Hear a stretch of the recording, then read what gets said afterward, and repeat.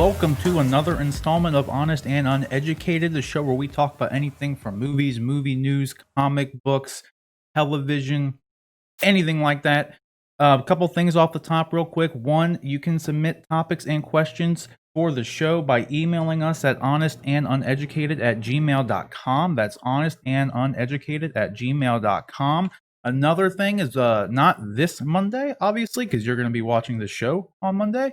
But the following Monday, we are not going to have a show because I'm going to be on vacation. So don't worry, though. I'm going to be staying safe. I'm not going to be, not wearing a mask kind of situation. So I'm going into a cabin over in Gatlinburg. So it's going to be minimal exposure to anything bad. So that, with all that down and out of the way, let's get into these topics. And joining me today is none other than Rick Metz. How you doing today, Rick? What up? I'm doing pretty good. How are you? Good.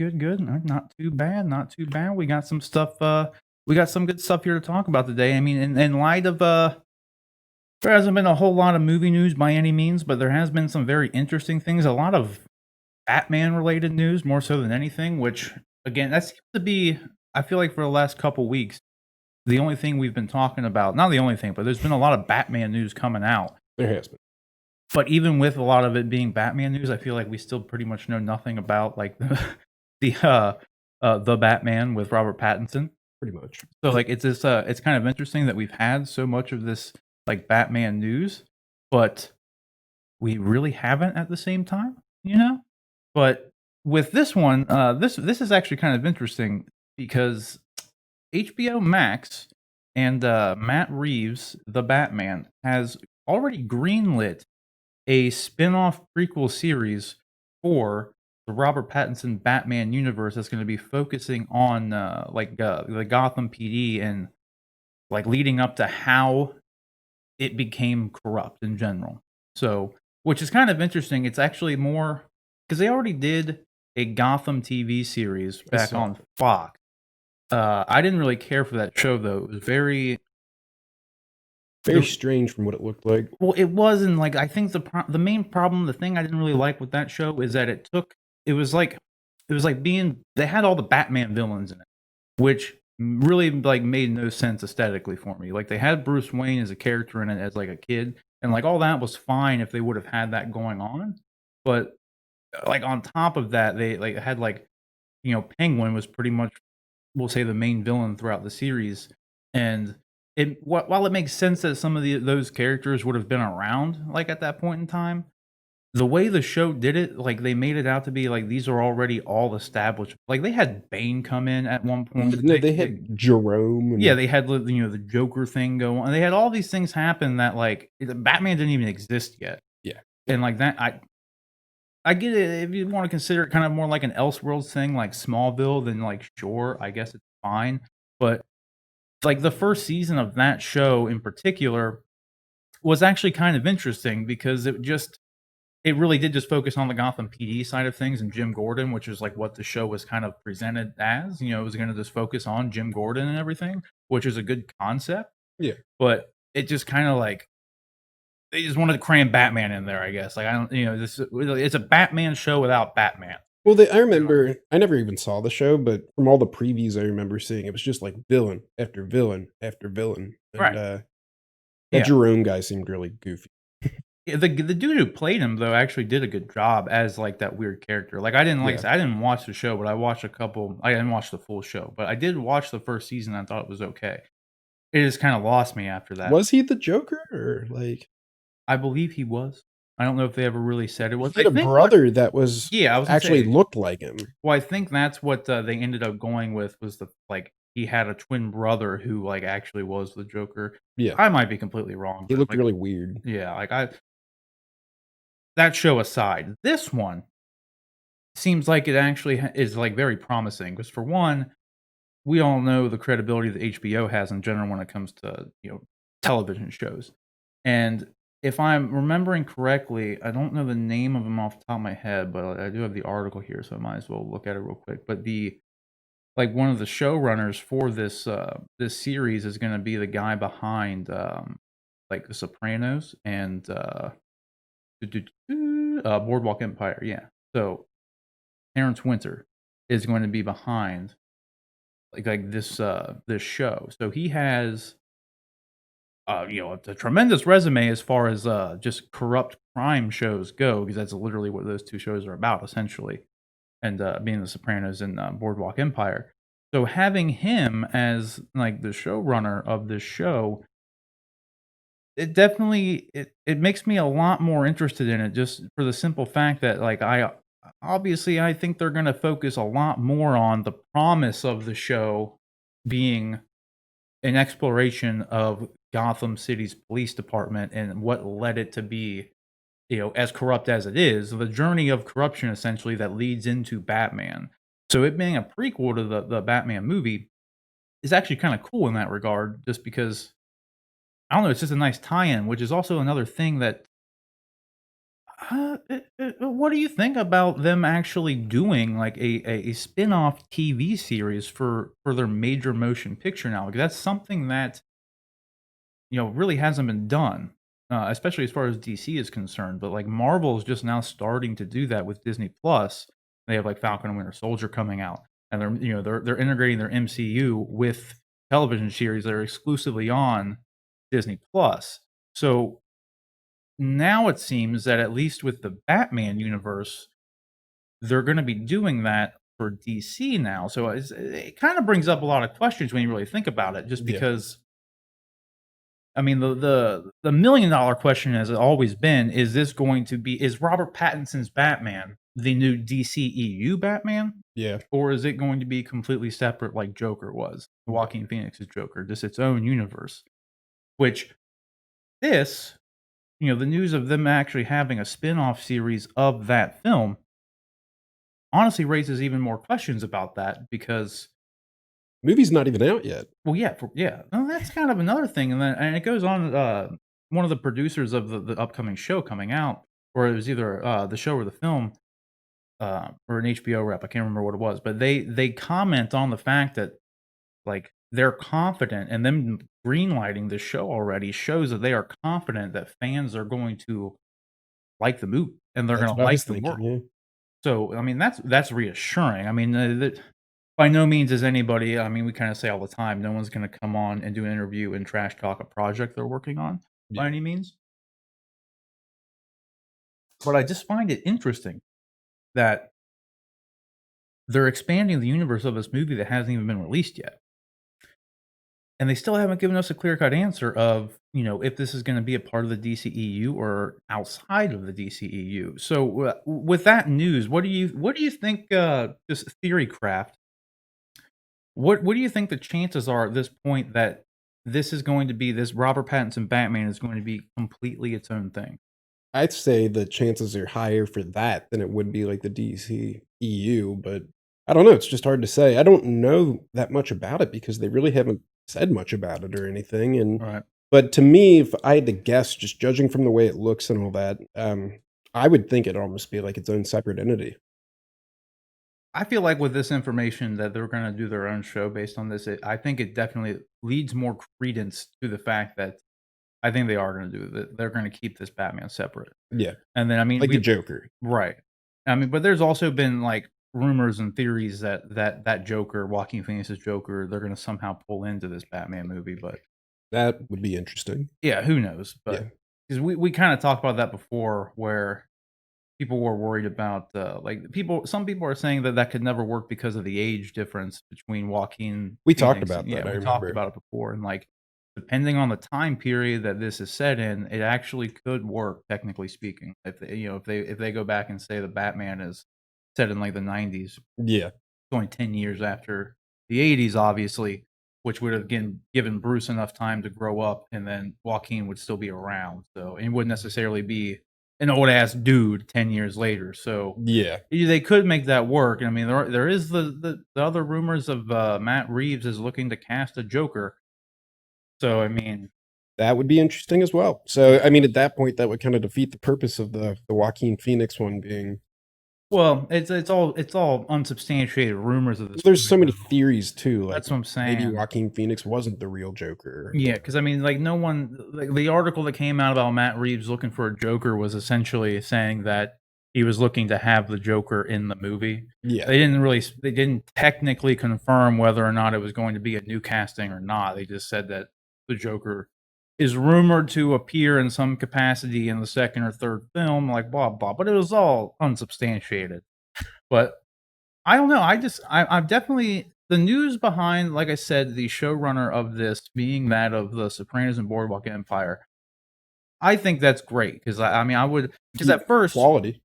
exactly well that's the thing with like HBO like they make they kind of set the bar for television series like in all honesty like I mean Netflix has some good shows that are high quality and like Hulu there's high quality shows out there but it's like if you look at the ratio of good and bad between all the other streaming services as far as television goes HBO is still like 90% solid. Like they would only allot for maybe 10% misses. And then if the misses are there, it's mainly like I don't know, I would say like maybe just that I wouldn't I've never watched a series on HBO that I didn't really enjoy.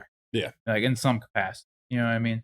I never watched something on there and been like, oh, I hate the show. Like it's never happened. Whereas Netflix has got plenty of dumpster fire TV shows out Oh there. gosh, Like, yeah. you know what I mean? It's just like they're a dime a dozen. So that has me hopeful.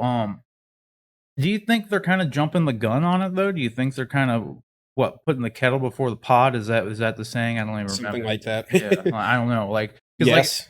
like you said, we have this movie hasn't even came out yet, and they're Yeah. green lighting a series order for this. Yeah, it just seems like a little early for that, but if they're that confident in the movie, then Right. I don't know. But to me, I would think like it's just way too early, and that's probably what a year or two down the road, Yeah, I mean, if who not knows? longer. The only thing I think that this would have going for it, whether or not it's I would say I would say there's some hesitation just because yeah, it is kind of early, like for them to be planning like spin-offs of something that just came out because I mean, look what that did for the Universal's Dark Universe Yeah. with all their monster movies and stuff. They did the very same thing. They announced this big dark universe before the Mummy had even came out, the Tom Cruise Mummy, and the movie came out and essentially bombed, which destroyed the entire universe. Yeah. So, but I think the one thing that this has a leg up on like anything else is it's fucking Batman. Oh yeah, You know what I for mean? sure. So like if we go under the assumption that this Batman movie is going to be good, which I assume it would be good, I Let's don't. hope. There's nothing going against it in my eyes. Like it's really just going to come down to script and execution because all the talent is there. Yeah. Like across all fronts, the talent is definitely there for the Matt Reeves Batman movie. So it's just going to be execution. So I mean, I don't know. It's I could definitely see the people being kind of hesitant on it, thinking it's a little early because we haven't even seen the damn movie yet. But at the Not same even a time, trailer. yeah, we haven't seen. Yeah, the only thing we got is the camera test footage. Like that's it. Yeah, That's all we got is this camera test footage. Like that's it. So I mean, here, I had a plan here, but it's not doing anything. Oh, here it is. This is all we got from the Batman. So I don't know, which just looks good though. It does look good, Like it look okay, but I don't know. it's interesting. Hey, I'm excited for it though. I would say if I'm definitely interested in the TV show. Definitely more interested in it than I was for the other Gotham show because I think Yeah. the fact that it has a tie-in with the movie is also just I'm wondering if DC is going to lean more towards into doing that because DC for the longest time has always wanted to keep their movie universe and their TV universe separate. Like they didn't want to have like Deathstroke was the main character and the main villain in Arrow season 2, right? Yeah. And he was great. And essentially, what ended up happening was Warner Brothers didn't want the CW Arrow TV show to use Deathstroke anymore because they had plans to use Deathstroke in the movie. Yeah. And that's just one example. Like for the longest time, they never. Obviously, that's why you haven't seen a Batman TV show anytime recently because they don't want, they don't want like two existing characters in two different realms. I don't think they're going to focus on a character as big as Batman though for like a TV show. Batman's also now at this point though rumored to be showing up in the Batwoman TV show. So that's kind of my point here. It's like That would be a totally different Batman, though, wouldn't it? it would, yeah. It wouldn't be this would be in the CW verse. So I mean, it's completely different than this. But Yeah. like the fact that they are using some of these characters in television that they never used to want to do that. No. They always wanted to keep them completely separate. And like Superman was kind of at some degree the only caveat to it because they had like the Lois and Clark show back in the I day, remember that. you know, and then they had Smallville out, but Smallville wasn't like really Superman. It was like again like an Elseworlds kind of thing. But it would I mean it was still there. But during those time periods, Superman wasn't on the big screen. Yeah. So it was like they were using him in one medium and not the other, which that's kind of been Warner Brothers and DC's kind of standard operating procedure with their characters, which makes sense though. Like I've always understood you don't want something to tarnish it, right? Yeah. It's not even just tarnish it because like what they've done with like Superman on the CW Supergirl show, like just he comes in pretty much just to make Supergirl look good. Like Superman can't win the fight, but Supergirl can. Oh, of course. You know what I mean? Just jobbing for her. So like that's obviously something that they wouldn't want to happen because the more Batman stuff there is, the less valuable the Batman movie is. Oh, When the exactly. Batman movie comes out, That's a that's good way to it. put That's it. what you got. Yeah. Which is why, like, I would kind of find it hard to believe that the rumor that Ben Affleck's coming back for HBO Max, like Batman movie, is kind of hard to believe just because of that. Yeah. But again, they seem to be changing up what they're doing here because this is the first time they've done like a spin-off on television. Now, granted, it's on HBO, but like just because this is happening, it may actually lend some credence to the fact that Ben Affleck could be coming back to do that movie. Well, that would mean then you would think that the Robert Pattinson one would not be in the DCEU. No, exactly. Yeah. Which I mean, I would be totally fine with that. I kind of would like to have a separate Batman because when you're tied into the like a shared universe like that, like you're kind of limited on what you can do. You know what I Yeah. mean? Like story wise, because you got to make sure that what you're doing isn't going to step on the toes of what someone else is doing. You Yeah. know, and with it works with Marvel because they have Kevin Feige there to say like when Marvel hires someone to come in and make a movie, they have a box that's given to the director and they stay in the box. Yeah. With DC, they don't have that and they haven't had that for some time. So that's never been like kind of what their deal was. Because even when Zack Snyder was still on there making the movies, he cast Wonder Woman, but then Patty Jenkins went off and made Wonder Woman all on her own. Like there Yeah. wasn't like someone shepherding that in. Like she was able to go and like write and make her own movie. So I don't know. A small part of me definitely does think though that this happening not only like kind of solidifies in some capacity that this is going to be completely separate from the DCEU, which most people have kind of speculated, but it does also it makes me a little more hopeful about the Ben Affleck news of him coming back. Yeah. I'm telling you. Because if they want to continue on having like a Justice League movie or something connected with the DCEU and they want a Batman, the easiest thing for them to do is to get Ben Affleck back because he's already there, you know? And he was the best Batman as of right now. Yeah. As of right now. As of right now. So I don't know. I'm looking forward to it. You got anything else on this one? No. That's about it. So Mhm. guys, just what do you guys think? Do you think that this again?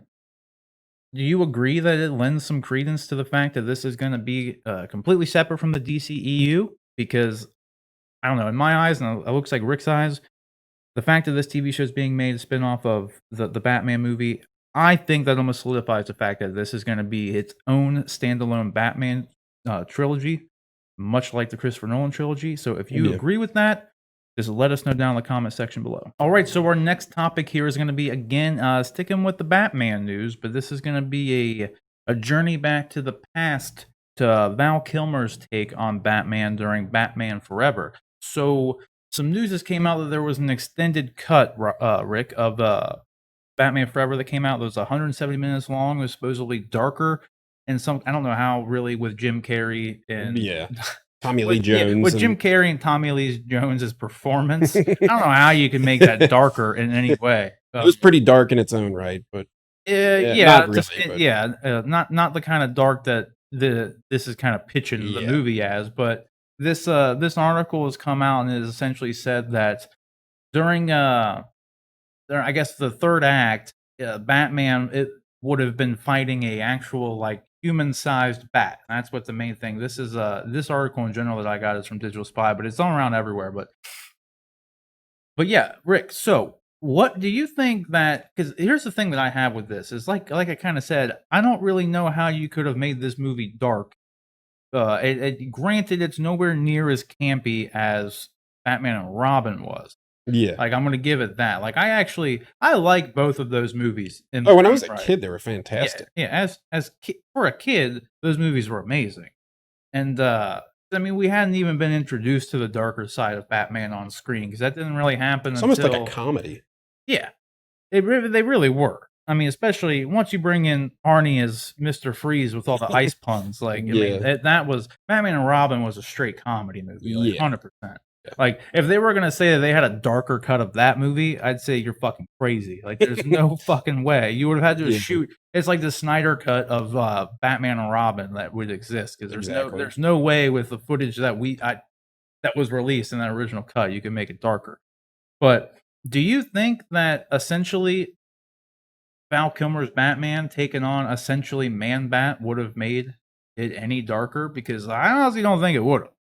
I think it may have made a cool, interesting, I don't know, third act. Because we were talking about it off camera, like in the third act of the existing theatrical cut of Batman Forever. Yeah. He's taking on the Riddler when he has his, at the end of the film when he's getting all the brain juice pumped into him, and he's just sitting there on the chair, Like freaking yeah, out. being super, super dark and spooky. And super Jim Carrey. Yeah, but he has that one quick vision of like a bat flying towards him, Yeah. like because he's like kind of like hallucinating or whatever. And then when the bat comes, he like opens his eyes and he throws the batarang at him. I've seen the movie a lot, and I haven't watched it in probably over 10 years now, but I Yeah. remember it like to a T. I used to watch it all the time as a kid. So essentially, my guess is though, like that would have been the first initiation of this man-bat battle. I would imagine the regular sized bat was flying towards him, then maybe he gets tackled by man-bat, right? Yeah. And then the madness ensues.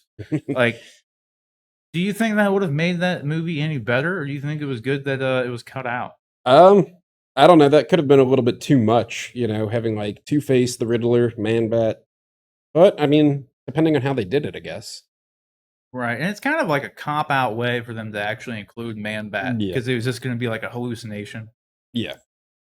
Granted, I'm the one saying it was Man-Bat, but when you have a human-sized bat in the Batman universe that already exists, it's called Man-Bat. Yeah. So it would have obviously been a nod to Man-Bat, I would assume. Because otherwise, I don't know, like why else would it be there? Batman versus Man-Bat. Yeah. So I mean, I don't know.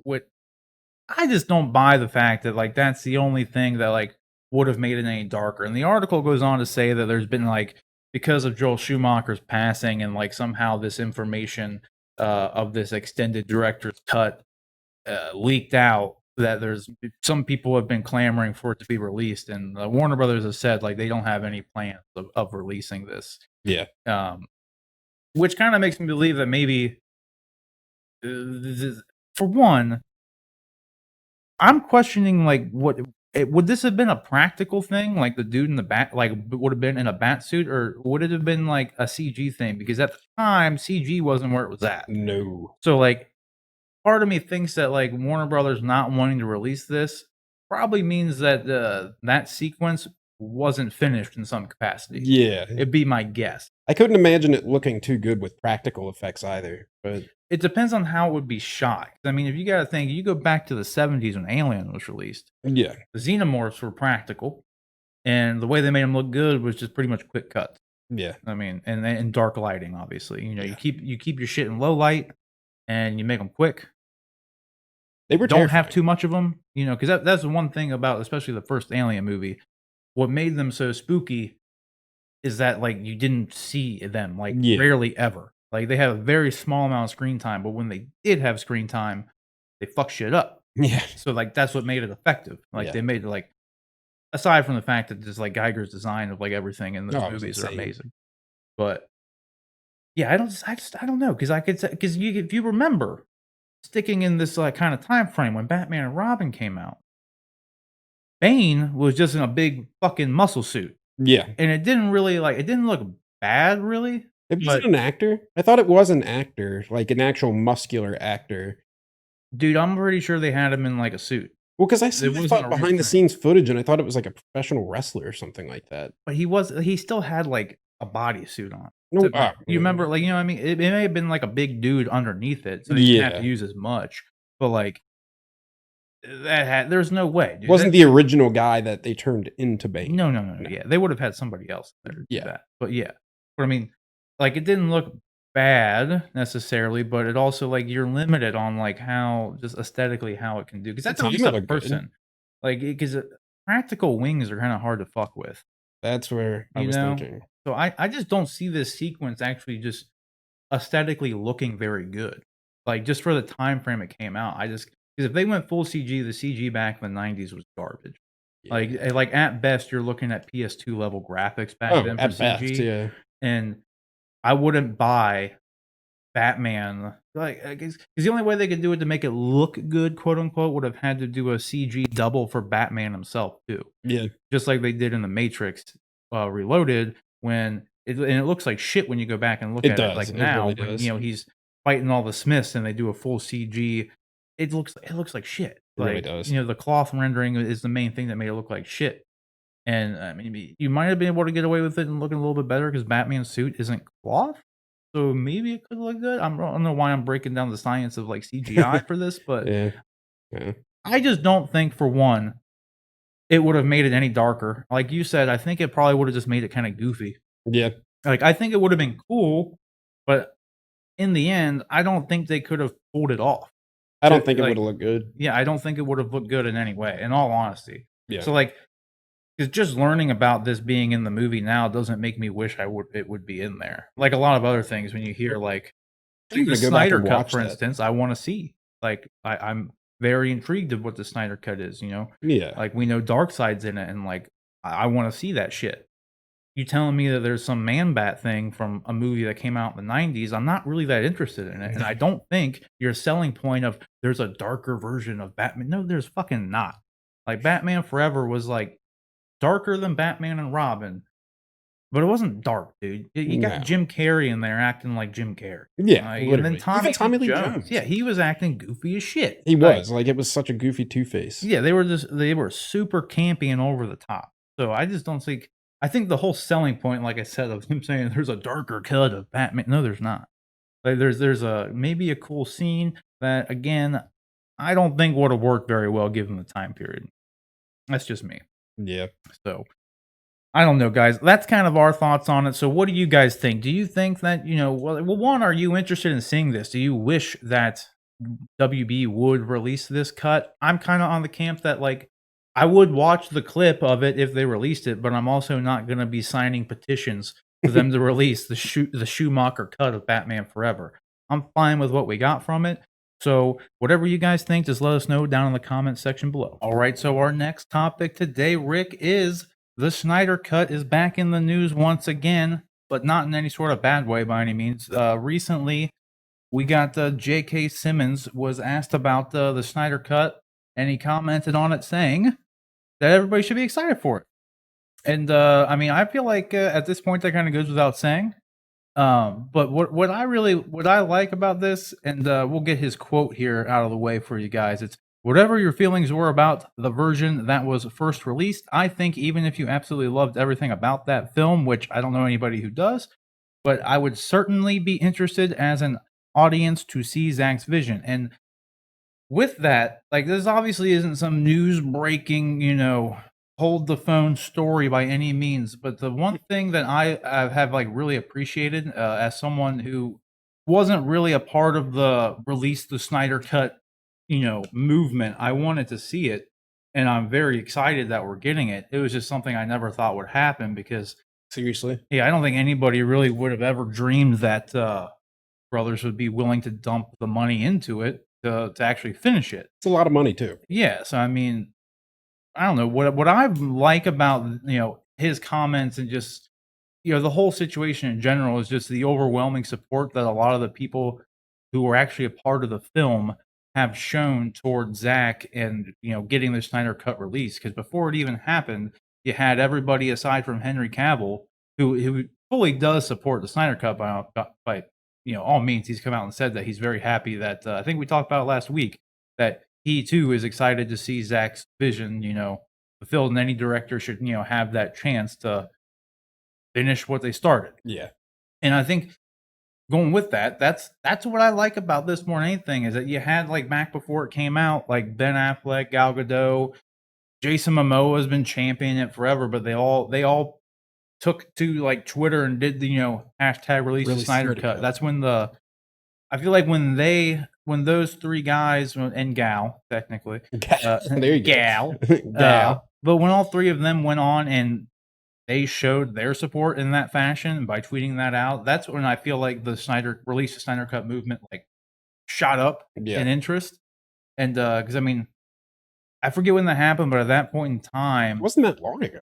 It wasn't. And like we found out through interviews with Zack that this had been something that he had been discussing with Warner Brothers and HBO, like I think around the time of like November, December of last year.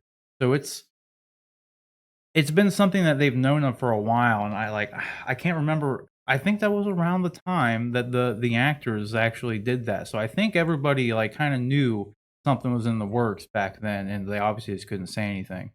But I don't know. That's what my main appreciation for the whole movement has been, is just all the support that everybody who is a part of the film has shown. Because I mean, we even have like, I don't know if you saw this, but Ray Fisher recently had come out and said that essentially like kind of bashed Joss Whedon,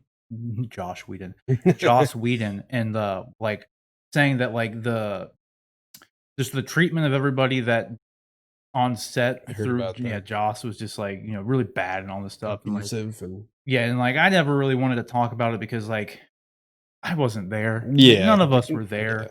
But like it's just what one guy's saying, and like I guess there has been some corroboration to some capacity, but in the end, like who knows what the whole story is, and like most people are just kind of under the assumption that I think they believe him because he has really no reason to lie about anything, but at the same time, like, is he just mad that a lot of his stuff got cut out of the film? Very true. So it's like, because it did. Obviously, I mean, Zack and everybody has gone on record and said that like there was a lot more Cyborg in his cut and everything. I don't think that like, just oh, you cut me out of the movie would make him want to go on some tangent about how shitty somebody was on set. So like I do believe that like there was probably some misconduct to some degree, but like to what capacity, we'll never fucking know. Yeah. And like I don't really give a shit. Like as long as nobody was like degraded and like abused in a really like, because I mean you gotta think, if there was like something like that going on that was like really like immoral and bad, like he wouldn't have a career. No. So like what I mean, so I don't know, like that shit aside, like I one other thing, like speaking of the JK coming out and saying this, that's one other role in the movie that I hope there is more of in Snyder's cut, is J.K. Simmons, Commissioner Gordon, because I was really excited to see him as Commissioner Gordon, and all we got was that one scene. Yeah, like that was it, and it was kind of bland. Like, so I hope there's more, because Batman and Commissioner Gordon have always had a very cool dynamic when they're on screen together. I mean, even in the Dark Knight trilogy, like anytime Batman's talking to Gordon, I always love it. Like, like it's always like fun and interesting because you see like Gordon being, just a regular dude. Batman's just a regular dude too, but he's fucking Batman.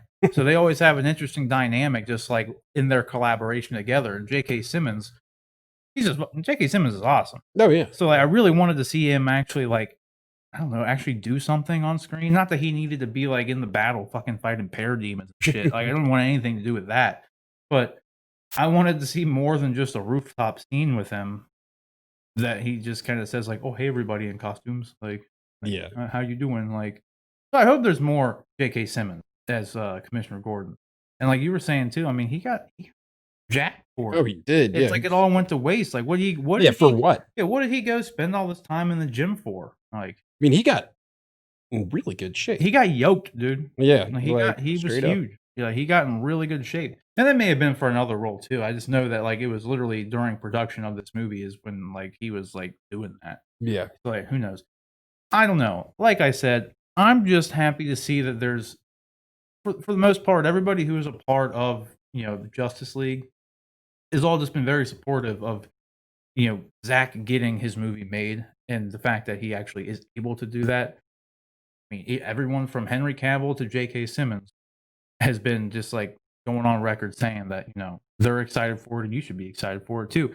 If not just to see the new stuff, just literally for the sole fact that he, he It's was coming. well, no, he's the director of the movie. Like it's like when you get hired to do a job, you expect that you're going to be able to finish that fucking job.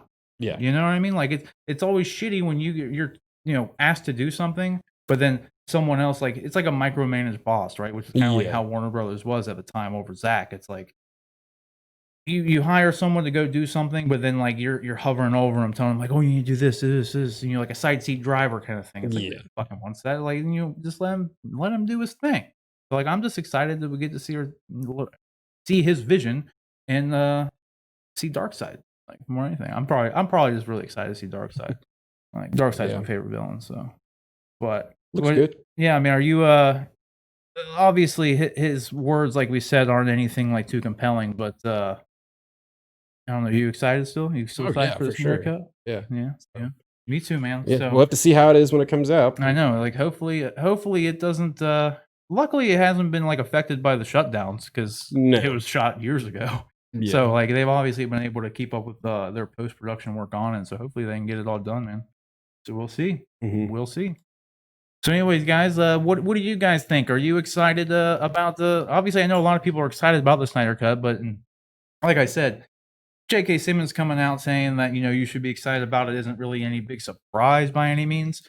As like we always say, no one's gonna come out and badmouth a project they're in. So, I mean, that stuff aside, I mean, how do you guys feel about that? Do you feel the same way I do that, like, you just like seeing all the overwhelming support that all the cast and crew has essentially had, just for Zach to even be able to come in and complete his vision? So, I don't know, just let us know down in the comment section below. All right, so our next topic today is gonna be none other than the Comic-Con at Home panel. Again, we have actually gotten some I don't know, I've been asking ever since news came out about the Comic-Con at Home panels and, the virtual event that they're doing because San Diego Comic-Con had to be canceled due to, the shutdowns everywhere and just public safety and whatnot. Everyone knows about that. But I've been asking since day one, and you've heard on the show, what are they even gonna have on here? And the most recent like announcements we had over the last couple of weeks that it was Disney and Marvel. They were gonna show, come on and be a part of it in some capacity, and then we went over that and like the things that they were adding to it. I thought was kind of like not necessarily like lame by any means, but it was kind of lackluster. Like I mean, we gave kind of benefit of doubt that kind of all these studios they haven't been able to work on anything as it is. So like that being said, my main concern with this Comic Con at Home event was just what is anyone who is going to be a part of it, what are they even going to be able to show, just because so much of production has been shut down on so many things that even could have been presented at Comic Con. So like all that being said, the most recent news that we've gotten, Rick, is that Amazon has joined the virtual Comic Con event. Now Amazon is obviously huge, and Yeah. I mean they got some stuff coming out. Like they just dropped like the trailer for like The Boys season 2, so that's coming out here in September. That's probably the most thing that I'm looking forward to as far as Amazon products come out, other than all the shit I order from them on Amazon Prime. Like, but It's addictive. yeah, I mean, as far as their video stuff goes, I mean, did you watch The Boys by the way? I saw a little bit of it, but Dude, you gotta watch yeah, The Boys. I Dude. saw like I think like 2 episodes. Yeah, you gotta watch it. It was pretty good. That show's awesome. Like I'm I super like the concept of it. It's really good. It's really, really good. But so Amazon's joining it though, and they're gonna have The Boys, obviously. Boys. Upload, Truth Seekers, Utopia. I haven't watched any of the latter there. I've only watched The Boys. But that being said, it's not just Amazon that Amazon joining it is not the only bit of news we have. We actually got the lineup. So Comic Con at Home event, the full lineup has been released here, which is like about time because, like I said, Rick, ever since this got announced, I've just been wondering what the hell they're even gonna do, and if it's even gonna be worth it for them to even go through all the hassle. Because That's what I'm saying. they're gonna put on this huge event, but, like, if all you're gonna have is, Phineas and Ferb from Disney, like, no offense to Phineas and Ferb, but is that enough for a Comic-Con event? Like, I don't think so. Hey, I don't don't talk shit about Phineas and Ferb. say what I want about Phineas and Ferb, dude. It's like, I'm not trashing it as that Phineas and Ferb, in all honesty, it came out during a time period that, like, that was just shit that I was not into. Yeah, Like really. like, I was too old for it when that came out. Oh, I mean, yeah. I know nothing about it. I've seen it, but I didn't like it, but I was Yeah. also, again, I was far outside the demographic, so I don't know. It seems like something you might be into. no, no, not JK. at all. So let's go over some of this stuff that we actually got some news on now of what this kind of lineup's gonna be. So we got a Trekverse panel from CBS All Access, so your Star Trek stuff. So they're gonna have like a Q&A and some things like that about some of the Star Trek shows coming out, which is, I mean, that's good for Star Trek fans. Obviously, that at least gives them something. I don't know what Solar Opposites is, but that's coming out there. Cartoon Network Studios First Look, which would be um this kind of, Cartoon Network was awesome back Oh in the yeah, day, no, that dude. was like the best So cartoon channel. I mean, what I've been craving for, dude, I've said for the longest time, they need to make a live action. I had an idea for this. It would have been like a dark, weird Elseworlds take on it, but a live action Powerpuff Girls. That would Powerpuff be Girls was interesting. really good, dude. It was. Him It was and great. Mojo Jojo, him in particular, but Him was yeah, Mojo terrifying. Jojo was a great villain, but him, dude, every time he came on screen, man, weird ass motherfucker, Yeah, dude. yeah. Weird, and like I liked it. I thought it was like really I had an fucked up and- idea. Like, let me pitch this to you. I had an idea for a Powerpuff Girls movie that was going to be like, it would be shot as like a docu series kind of thing, so like The Office, right? Yeah. So it would be the Powerpuff Girls have grown up now, right? So they're like adults, and they're like explaining and going back and like talking about like all these events that happened. So like fighting Mojo Jojo and stuff, So as they're talking about it and all the shit that they've gone through and stuff, and like how this affected them, as because it's honestly kind of fucking dark, like the Yeah. show. Like It really the is. professor literally does science experiments on his children to make them superheroes. So these little Yeah. girls have to go out and save the fucking world. Like, it's honestly kind of fucking dark. Like, Yeah, in a it's way. kind of fucked up. Like, you just kind of brush it off, but it's kind of like, it's kind of bad. Kind of. But so like the series would have been like, it would have been them like kind of talking about it, right? And like maybe they don't talk to each other anymore, whatever. This was just Yeah. one passing thought I had back in the. But then like you get to go and relive like the fights between them as they're Yeah. telling the story, but it's mainly like, shot as like the docudrama kind of thing. But in the end of it, like him would have like resurrected, came back to some capacity, and like they would have had to like team back up and Yeah. take As down like part him of the again. series. Yeah. So like I don't know, that was like kind of my idea. But they like as they were talking, like you would see like they're all scarred and damaged, Yeah. like yeah. from like all the shit they had to go through as kids. And like Bubbles is like missing an arm. yeah, just Just like kidding. weird shit. Like I thought it would have been like a really cool like intro. I don't think That's a cartoon, dark take on the Powerpuff Girls. but it's already dark. You know what I mean? That's the thing that like no Yeah. one wants. That's the thing. It's on Cartoon Network and it's supposed to be like a happy-go-lucky show. So I don't really think that they would have allowed me to do this. They wouldn't let me do it anyway because I'm not like a. Are you talking like an R-rated version? Yeah, it would have been fucked up. Like I would have made it like purposely fucked up. Yeah. Like because I mean it's a fucked up show.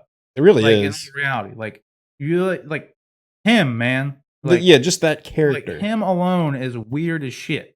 Like I think because then they had the episode where there were like I forget what they were called, but there were the Powerpuff Boys, we'll call them. Remember? Oh yeah. You know what I mean? So it's like also fucked up. Yeah. Like now there's I don't know.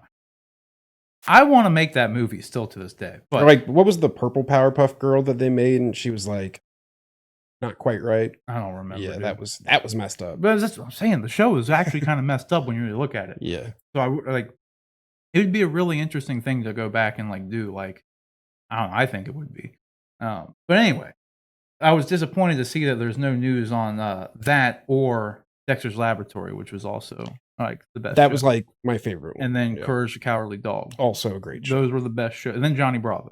Johnny Bravo was good. Johnny Bravo was good, dude. I think Dexter is my favorite, but Courage, man, that show was also Dexter was quite my fucked favorite up. for sure, but Courage was also fucked up. Man. Oh yeah, Like, that was super dark. And then they had the Justice Friends or whatever their name was. You remember?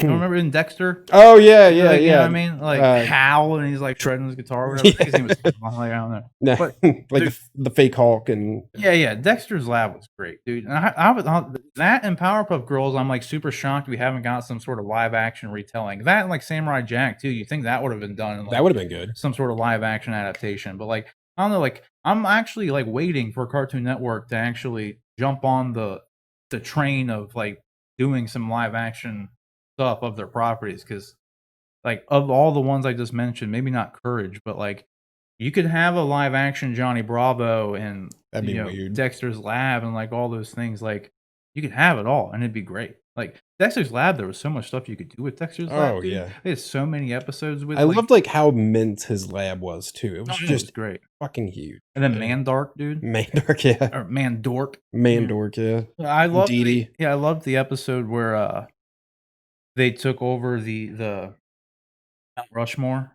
Oh yeah. Remember that shit? But then Dexter went and like became Abraham Lincoln, and I like made him come up from the monument. Like that was a good fucking episode. I remember like there was a point in time where they got like lost in Dexter's lab and it turned into like Blade Runner, just like this crazy old like cityscape. Yeah, like, dude. in the dude's closet. Like Right.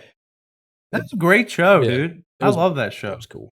But anyway, off the Cartoon Network train. So they're going to be there, and none of the shit we just mentioned is anything they're even talking Yeah. about. But Ben 10 and is really the only thing that I even know of on here. I guess Yeah, I it was gonna Ben say I 10 don't movie. recognize anything. I never else. really watched Ben 10 though. I never got into it. But then another 20th Century Fox thing, which I'm kind of like shocked about. There's like any 20th Century Fox anything because Disney bought them out. So I Yeah. guess these are all like things that maybe were already in production. This Duncanville show has Amy Poehler, Ty Burrell, Ricky Lindholm, but then blah blah blah blah blah, Rashida Jones and Wiz Khalifa. Interesting. Wiz Khalifa. I saw Wiz Khalifa and Amy Poehler. I'm like, what the fuck? Yeah. So I mean, I don't know. That might be interesting. Then the Amazon Truth Seekers panel. Not sure what. I haven't seen that either, but it's got Simon Pegg and Nick yeah. Frost in it, so they're great. I love everything Simon Pegg and Nick Frost do, so I might actually have to check that out. This is actually the first I've heard anything about it. You heard of this before? I have not. Yeah. I have not. Then His Dark Materials panel, which I guess they're doing a season 2 of that. Yeah. Did you ever watch that? I never. No. I watched a couple episodes of it, and I never cared What's for the it. premise? It's the Golden Compass thing. Oh. With like the thing. What the thing I hated about it is, and this is even a thing from the books too. The writer of the book, he has come out and said this. So the little animals that like follow you around, right? Yeah. They're called demons, but they're spelled daemon.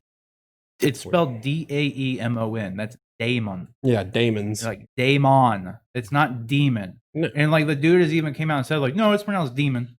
It's like, but they're not fucking demons, dude. It's spelled daemon. Yeah. Like, they're called daemons. Like some daemons.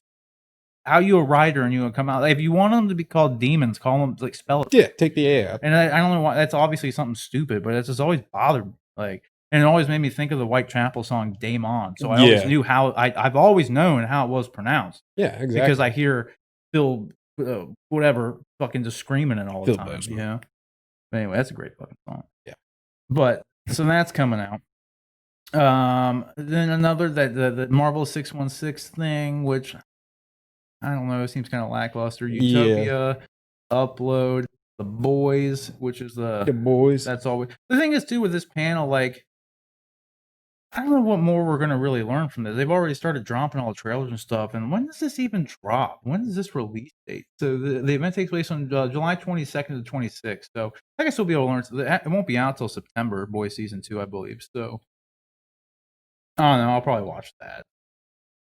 Superstore. The Blacklist draws on animation to complete season 7 amid COVID NBC. Okay. I don't. Close enough. Cartoon Network. HBO Max. Okay. Van Helsing on Sci-Fi. I guess they made a Van Helsing TV series. Yeah, that's interesting. What else? Yeah, here. Cartoon Network Studios Collection. This thing too, like, you think there's a lot of this stuff would be just happening at DC Fandom. Yeah. This Cartoon Network HBO Max stuff. I wonder if they're going to do anything there with that. Oh, okay. Adventure Time. Did you ever watch Adventure Time? Oh yeah, of course. I never watched it. I never cared for it. It was really goofy, but I never cared for it. Like, yeah, I never really tried to sit down and watch it, but I didn't like the animation style, yeah, and it just seemed like, pretty funny. But um, you know what part of it was too? For whatever reason, it reminded me of Minecraft, oh and yeah, I hate Minecraft. I can see how. Even though it looks nothing like it's just the aesthetic of it to some capacity Yeah, just made me think of Minecraft, I can and I see was that. just like, "Ugh." But I kinda like I lost interest in a lot of the, like, over the top, in your face kinda, like, humor like that, like Mm, South Park and stuff. Like, not to be like, "I like sophistication with my humor." mm, It's just it just lost its effect on me. Like, yeah. I no longer found myself laughing out loud at obvious jokes. Oh yeah, You know what yeah. I mean? So I don't know. That's just what the show always seemed like to me. It was just kind of like an in your face kinda like, this is funny." It's Like, hard for me to laugh at laugh. those yeah, it's, like, forced on you. Yeah, exactly. Like, it might not be like that. So if you like it, I'm great, and I'm sure you'll be happy to know about this panel that's coming up. So, Oh, yeah. Vikings, a look back to what? No, no, nothing. I Oh, forgot that it was, like, the BMO thing, yeah. the Vimo thing. BMO, the character from, Oh, yeah, Adventure Time, yeah. right. Collider, Don't Look Deeper, panel about Quibi. I'm surprised it's not Quibi, done yet. yeah. I literally thought I heard something about that, like, being shut down already. Really? Yeah. I always see advertisements for it. Uh, I don't know. Infinity Train, another Cartoon Net. Is this a Cartoon Network event? Right? They're popping off here, dude. They've got Adult Like, Swim down there that's what I'm too? saying. Like, Cartoon Network is popping off at this Yeah. Comic Con, Good for them, though. and that's kind of my point too. Like I said back when this got announced a while ago, I said like one of the benefits of having this event is a lot of these like lesser known things that may not necessarily have had a chance to actually Yeah. showcase things at San Diego Comic Con will actually get a chance now. You know what I mean? Because like Yeah, normally yeah. everything's filled up, all the panels, everything are all filled up with like your big name stuff. You know what I Oh, mean? yeah, And for they ain't sure. really. I mean, we've gone through the list, and I feel like so far, The Boys is the biggest name thing here. Yeah, it's kinda Like, weird. you know, and then like Walking Dead is on here as well. So I guess you could make an argument that that's big, and then Fear the Walking Dead. But I mean, I feel like I don't think anyone really talks about that show like they used to at these days. I Yeah. mean, I stopped watching that show. And then now, so there's 3 Walking Dead panels, one for Fear the Walking Dead, one for The Walking Dead, and then The Walking Dead World Beyond. I thought The Walking Dead got really old really quick. I don't know what this is. Are they making another show? It looks like it. Yeah, the new series, what it says. Man, dude. Whatever. Okay, here we Peacock, go. Peacock's back in action. thank God. I don't know what that is, but it's got Famke Janssen in it, old Jean Grey herself, Yeah. and Ron Perlman. Oh, yeah. Interesting. The Okay. original Hellboy. Yeah. Dude, I was really excited for David Harbour as Hellboy. Like, he looked fucking great. Yeah, Like, but he looked great. it bombed though, didn't it? Yeah, that movie, like, dude, they fucked that movie over. It was another one of those, at least the rumors go, like, there was a lot of studio interference with the director. Yeah. A lot. Sounds like that fucks stuff up Yeah. quite a bit. More HBO Max. So Robot Chicken, Samurai Jack. Look Robot at that. Chicken? Yeah, Robot Chicken, Samurai That's on Jack. Cartoon Network. That's what I'm saying. HBO, yeah, that's weird. Hellstrom, a Marvel Television, ABC Singers. I don't know. I'm not familiar with what that is. No. Bob's Burgers. Never watched it. Never got into it. Crossing Swords. Archer. I know a lot of people love Archer, so there you go. A Zoom with Joss Whedon. I wonder if he'll comment. Dude, I guarantee if he does a Q&A, somebody's gonna bring it up. somebody's gonna be like, "What's up with that cyborg shit?" Yeah, like, yeah. What's Ray Fisher saying? Throw him under the Is there bus any there. comments on that? And he's Seriously. just gonna say no comment. Yeah. That's just what I can tell you right now. My he's just gonna lawyers say have no advised me comment. not to say anything. They've already said that the people have reached out for him and his representation, and they have no comment. Yeah. Unboxing Pandora season 2, so a CW thing. I don't really watch anything on CW anymore. Okay. TZGZ's adult animated originals on Sci-Fi. Okay, Saturday. So on Saturday we got some Simpsons. American Dad, Bless the Hearts. Not sure what that is. The Right Stuff and Family Guy. So this is Fox popping off here. Yeah. Stumptown. That's not Fox, but okay. Oh man, What We Do in the Shadows. Did you ever watch that movie, by the way? No. Dude, you need to watch that movie. The show, I've only watched a couple episodes of it, but dude, the movie is amazing. Yeah. The movie's fucking awesome. Sunday we move into Hoops Next or NEXT. Looney Tunes Looney cartoons, Tunes. dude. I'm telling you, man, Cartoon crazy. Network, Warner Bros. They are popping off here. A conversation with Nathan Fillion. Hmm. Nathan Fillion's great. Everyone loves Nathan Fillion, and he gets special appearances with Alan Tudyk, so that's nice. Okay. Oh, TBAs, but if they're announced right now. I know they're like announcing it, but What does that mean? To be announced announcement of the star and the executive producer of the Goldbergs. Okay, film. So we haven't even got to filming. Look at that. There's no film. Like everything. Yeah. I guess everything that we went through was just like TV stuff. TV. Yeah. So Charlize Theron's doing a panel. I guess that's kind of cool. Phineas and Ferb. Yeah, there we go. Hold the phone. Antlers. Have you seen the trailer for Antlers? I have not. You watch it. It's Guillermo del Toro produced a horror movie. It looks Yeah. it looks good. It looks really good. He's a good director. Yeah, I mean, obviously, yeah, for sure. And then some Bill and Ted stuff. A lot of film stuff going on there. No, and that see, and this goes to show you that like I was fucking right, dude. Like there's like, not that none of this stuff is good. There's actually a lot of stuff that we went through on here, and I got this on Deadline, by the way. So if you want to go look it up, that's where I found the full announcement. But there wasn't a lot of stuff on here that was like super. Some stuff surprised me. Yeah. Like I didn't like. It's like I said, dude. I can almost guarantee a ton of this shit would not have anything to do with Comic-Con had it not been canceled. I can almost guarantee it. Like some of it would still be there, I'm sure, but like I can almost guarantee a lot of it is really, which is a good thing. Like a lot of it's actually getting a place. It's getting a spotlight on it now because of this event that it necessarily wouldn't have gotten, True. otherwise. True. So I think that's kind of the silver lining with Comic-Con getting canceled and them doing this event is that a lot of those smaller things are actually getting some time to shine, getting some spotlight on, getting some good marketing for it. Because I mean, that's all this shit is, just marketing. Yeah. Yeah, I mean that's the only reason this stuff even. The only reason anybody goes, like any of the big studios and stuff, go and do any of this stuff is just to market their product and advertising. Yeah, but yeah, so like only 4 movie things. So I mean, that just goes to show you Nothing that, too big sounding either. I mean, outside of like Bill and Ted, but which isn't going to be a fucking big movie. That's not. Like I can. Bill and Ted's another one. Antlers was like, if I remember correctly, was just announced recently to even be joining this. Yeah. So like they just threw that on there. Oh, yeah, because the time is to be announced on it. So this was a pretty much a last. I'm sure they're going to be taking. I don't know, almost anybody they can get to keep adding to this stuff. I can almost guarantee they're going to keep doing it. This is on your birthday. Yeah, That's it. Sure you can hang out with Charlize Theron on your b-day. I would love that. That'd be pretty cool. That'd be pretty cool. I'd be on board.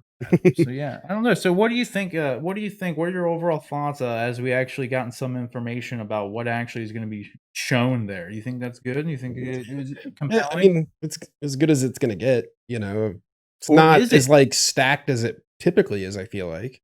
Well, no, that's the thing. Like normally, dude, that's what I'm saying. Normally, we'd be getting like the first look at the Batman. Yeah, the trailer. That's not even fucking on here. It's not even on the list.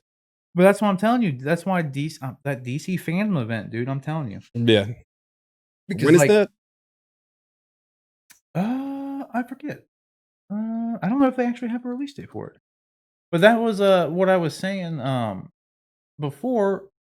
Like, it's August 22nd. Okay. I don't know if they're, because this is just at the end of this month in July. Yeah, the other one's a ways away. Yeah, so that was kind of like my point with like DC, and I brought it up before with DC doing their own event now.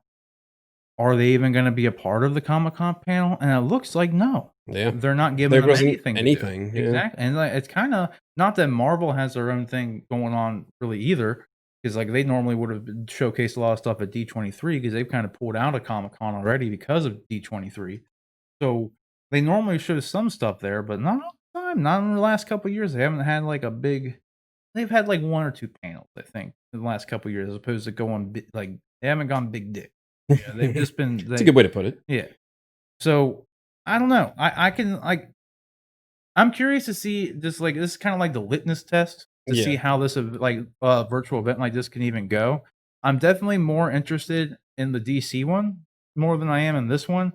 not because of just mainly probably just because of the content in all reality. Oh, yeah. Like, not there's a lot You're a of stuff. huge DC fan. Yeah, and I'm definitely a huge DC fan. So that's I'm a bit biased, but I mean, even if you took the DC stuff out of it, there's not. I don't really necessarily think there's a whole lot going on at that Comic Con event that I find too interesting to hold its own event for. In all honesty, It's just weird as shit nowadays with this COVID stuff going on that, like, it comes to this, like virtual events. And I mean, at least you're still getting something. Yeah, at least you're getting something, and it's better than them fucking going on with the event anyway. Yeah. Because I mean, that'd be.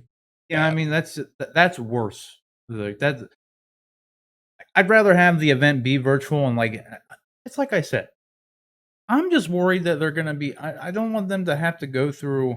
Not that I care. I'm not a part of the I'm not commissioned or paid by any of these companies, but it's just I'm worried about the effort and concern. I'm concerned with the effort they're putting into it, and that it's not gonna be all that great. And they've put all this effort and time into getting That's it what I think. done. But if it doesn't perform well, then because there's just not a lot of stuff there that people are interested in, we'll say, then it's just gonna hurt it going forward. Like it'll hurt because I would like to see in the future, when Comic Con can just go on about its business normally, I would like to see them having a virtual event going on in tangent with the actual Comic Con event in San Diego. Yeah. You know what I mean? That's been one thing that people have kind of debated over the years is whether or not they should just live stream all the panels and everything. And aside from all the work that's involved into doing that, just like bandwidth and just having the setup and the capability of even doing it, it's also, I think the biggest argument for not wanting to do it, other than logistics, is the fact that it's supposed to be an event for the people who are there, which I support that. But kind of like I said before, any new trailer or footage they drop, 95% of the time, we'll say, is dropped on YouTube. If not right then, the next day. Oh yeah, for sure. They save some things that never get released, but it's really kind of few and far between that the stuff they show at Comic-Con doesn't come out in some capacity. Yeah. So the panels and everything, I could see them being a special experience to everybody who's there and them not wanting to live stream it. But at the same time, I kind of would like to see, I'd like to. Comic-Con, logistically speaking, is a very difficult thing to get into, and it's just hard to be there and do things anyway because of just the capacity of the event. Well, there's so much that's not going to happen, cosplaying, which is a huge part of Comic-Con, and none of the vendors or anything like that. Yeah, well, that's the thing, and that's one thing that when I go to cons, granted, I haven't been to San Diego Comic-Con, so there's never a huge panel there that I would really be interested in seeing at the cons that come around here. Yeah. But when I go to it, I like walking the floor. I like seeing I like seeing the cosplays. I like looking at the statues. I like looking at the action figures. That's why I like to go. Yeah. I don't go to get the autographs from people. I don't really go for the panels. It's cool to see the stars there, but I went and we met Sean Schemmel. Oh. I mean, because Ada wanted to meet him, so yeah. We went and got a picture taken with him, and that was it. I mean, it's cool, but at the same time, it's I don't know. I've never been one who really found it too compelling just to go up and I think it defeats the purpose of meeting a celebrity if you have to pay them money for their autograph or a picture, and it's so set up and artificial. That's the thing. I don't mind paying them to do that. You should have to pay them. They're taking time out of their schedule to be there. If you want a picture taken with them, you should pay them. I'd rather just run into somebody at an airport. I think that'd be more special. When we were leaving, because I think another time when we were leaving the con, this was around when Suicide Squad was coming out, because the girl who played Katana, I forget her name. She's in The Boys. Can't remember her name. Karen something. Karen Fukuwa. I can't remember. I know what you're. You know what I'm talking about.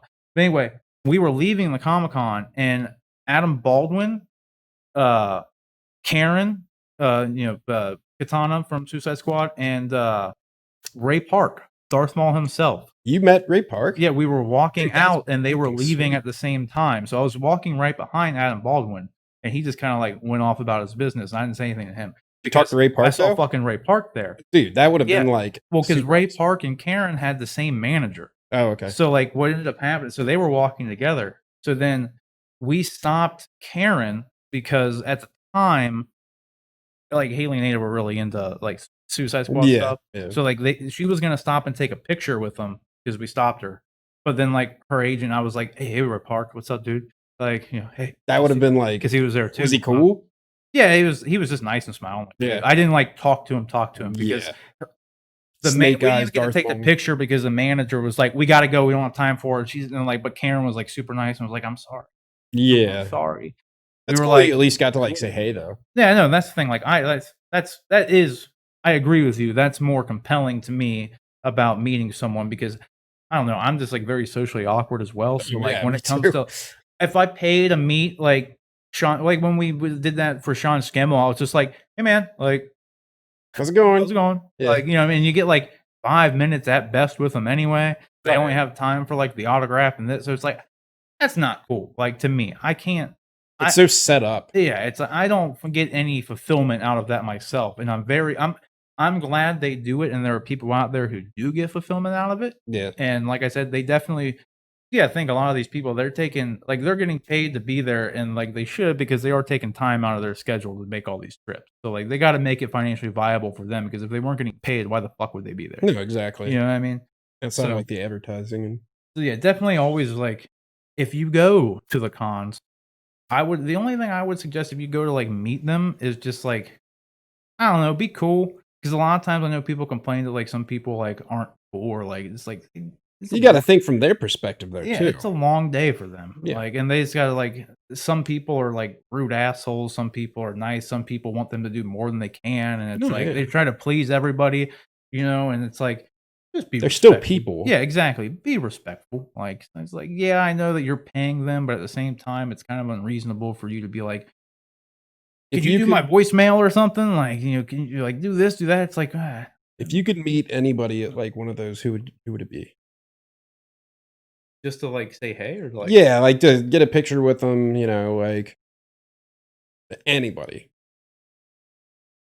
I don't I I'd don't done, like, care. I don't know. Robert Downey Jr., like, that'd be kinda cool. See, but that is kinda going back to what we were saying, I'd rather, like, have a beer with Robert Downey No, Jr. yeah. I mean, I I don't don't think he really drinks, I but would get absolutely 0 fulfillment, no, yeah. like, just getting a Yeah, picture with Robert I don't care about that. no. Like, I'd It's just like like, "Hey, I met him, here's the proof." yeah, exactly. It's like, I'm not trying to, like, show that off, like, I don't really Yeah. care. Like, it'd be cool to meet him. Well, nowadays, I Like would say, like, the selfie with a celebrity is bigger than getting, like, an autograph, Like, nobody really cares too yeah, no much one about, cares about like autographs at all anymore. yeah. Yeah. 'Cause that used to be the big thing, it was like, "I got their autograph, I dude." got Tony Hawk's autograph when I was younger. I wrote him, and he sent me a letter back with an autograph, and it was like, "Oh my That'd be god." I cool. still have it, I think. That's the thing too, like, I don't know, like, I'd rather just be able to, like, chill, like, because I always feel, like, pressured to, like, say something compelling, and I can't say something compelling because 'cause I'm just too socially fucking awkward with Yeah, it, you feel like you you have know? to. Yeah, and it's like, I don't really know what to say, it's just like, "Oh, hey," like, even if I ran into some that's why if, like, I went to the bar and Robert Downey Jr. was at the bar, I'd I'd be able to talk to him there, Yeah. because then I could just talk to him like a normal person, I wouldn't feel rushed, you know, I wouldn't be like It's not people, like, watching yeah, and over like you 90 and people behind me or more, just like wanting to do like it's just too much. It's too much for me. It's already complicated enough walking around cons because they're just so fucking crowded as it is. Like you're just like going arm to arm. People are cutting you off. It stinks because nobody knows how to put on deodorant there. That's what I've It's always just heard. yeah, it's just a cesspool of just bacteria. It's like a common thing that like is The, literally called the Comic Con flu. Because like half the time when you go there, you get sick. I don't. Like I've never gotten sick at a con. But I that's haven't been to the San Diego Comic Con, and that's like the one that's known for it. that's kinda disgusting. Well, yeah, but I mean, it's literally just because like they cram pretty much over capacity people into this thing, so you're arm to arm with people. Well, think Like of how the it'd be with entire way. coronavirus. COVID. That's why I'm saying. Like that's why it's. I'm curious to see how the cons are going to be going forward. Like if they're going to limit capacities on these kind of things, which would make for a much better experience, in my opinion. Or if they just moved like something big like Comic Con, like to like the Vegas Convention Center, that's like twice as big or 3 times as big. Like fuck, dude, they could get more. They could get more money out of that just because they'd be able to actually sell more tickets. Yeah. You know, like and it just be they have a much better infrastructure for it. But I don't know. All that aside, what do you guys think about the lineup there for the Comic Con at Home virtual event? Are you kind of like us and you find it like kind of lackluster, but at the same time, like positive overall, and glad the event's happening. What do you guys think? Just let us know down in the comment section below. All right, so our next topic today brings us to some news that we heard a little bit ago that Ryan Gosling had approached Universal about an idea for a Wolfman movie. So we always knew that Universal was trying to develop their monsters universe, and they came out back when The Mummy came out with Tom Cruise, and they announced their whole dark universe, like initiative, kind of trying to go on Marvel's coattails there with MCU, and they announced like Javier Bardem and then Johnny Depp, and then all these people were going to be a part of it, and then The Mummy came out and it bombed, and essentially the bomb blew up the Universal's plans for the Dark Universe.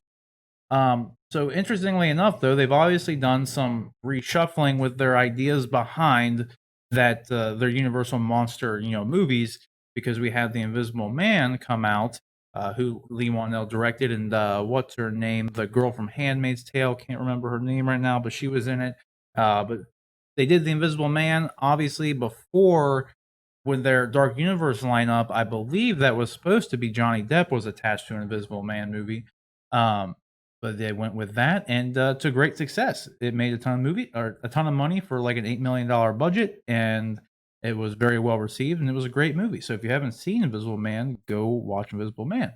But what we're talking about right now, Rick, is Ryan Gosling, like I said, has approached the Universal when he himself pitched an idea for a Wolfman movie. That's interesting. So what we've got now, though, is some more news that like it seems like they are going to be moving forward with this, with Leigh Whannell and Blumhouse joining as producing and directing the film.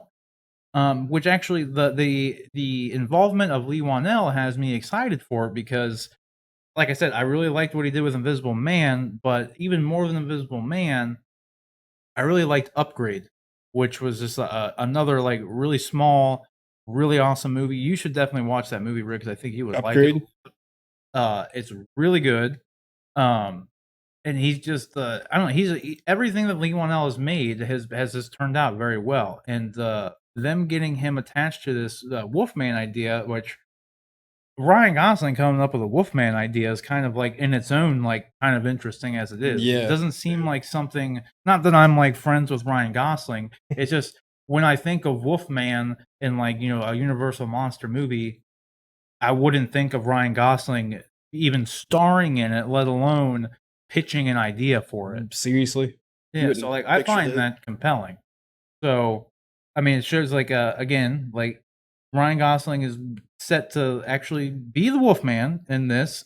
Blumhouse is doing what they do best with making like I said here, yeah, Invisible Man was literally made with $7 million and went on to make $124 million.